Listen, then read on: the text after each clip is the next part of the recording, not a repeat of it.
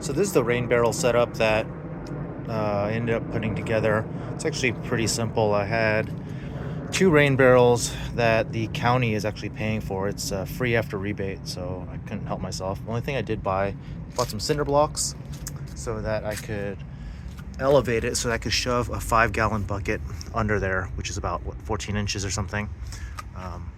This thing filled up overnight. How it works is I had to redesign. It's not really designing, but I had to redo downspout to come over barrel number one. Water comes into here, drops down, fills up the barrel. There's a connector tube here. You just get a drill bit. I think it's like a 1-inch drill bit. Drill the thing, connect it with a tube. When this thing overflows, it comes into here, fills up all the way, and when it maxes out, this is the overflow. You can kind of see it's dribbling out. It's not raining right now. This thing works.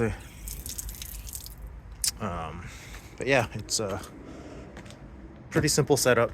Did it pretty quick, and unfortunately, it filled up within I don't know, a half a day, and it wasn't even really raining. So if I wanted to collect more rainwater, I could. I just don't know what I would water around here. Yeah. Anyways, pretty cool. And for being a relatively free, low-cost project, I got myself, I think these are 55-gallon barrels full of water.